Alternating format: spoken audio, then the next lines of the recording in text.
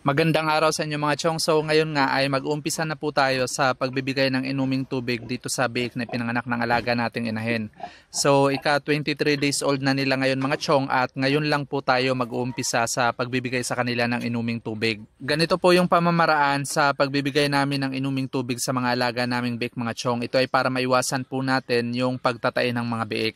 Isa rin po kasi sa nagiging dahilan ng pagtatay ng mga alaga nating biik mga chong ay ang maaga pong pagbibigay sa kanila ng inuming tubig. Itong mga alaga namin mga chong, simula nung ipanganak po sila ay hindi pa po ito nakakainom ng tubig. So bali ngayon pa lang po na 23 days old na po sila. Pwede po tayong mag-umpisa sa pagbibigay sa kanila ng inuming tubig mga chong sa ika 20 days old po nila. Pero ako ang ginagawa ko mga chong ay sa ika 23 days old na po namin ito ginagawa.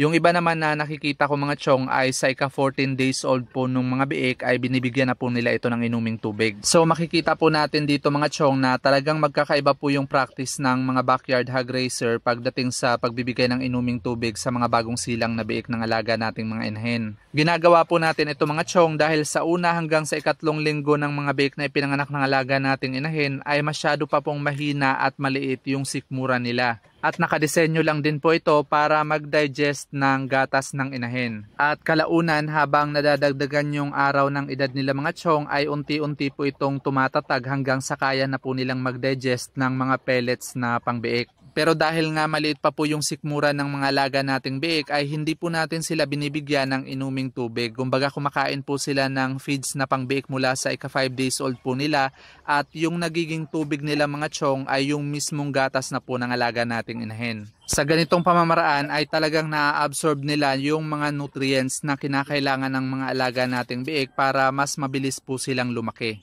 Naghahalo rin po tayo ng digestive aid sa inuming tubig nila mga chong mula sa ika 23 days old nila hanggang sa ika 35 days old na po ng mga alaga nating biik o hanggang sa maiwalay po natin sila. Ang digestive aid ay meron po itong acidifier, minerals at probiotics na napakaganda para sa gut health ng mga alaga nating biik at meron din po itong electrolytes. Nakakatulong po ito para sa growth ng beneficial bacteria sa sikmura ng mga alaga nating biik mga chong para mas mapatatag pa po natin ito. At nakakatulong rin po ito para sa magandang digestion ng mga alaga nating biik dahil nga sa kumakain na rin po sila ng solid feeds. Umpisa na rin po ito ng preparation natin sa mga alaga nating biik bago po natin sila iwalay. So pwede po tayong magbigay mga chong ng digestive aid 5 days bago po natin sila iwalay at 5 days matapos po natin silang iwalay sa alaga nating inahin. So bali 10 days po yung duration ng pagbibigay sa kanila ng digestive aid. Ang pagtimpla po nito mga chong ay ihahalo po natin yung isang sachet ng digestive aid sa 4 liters ng malinis na inuming tubig.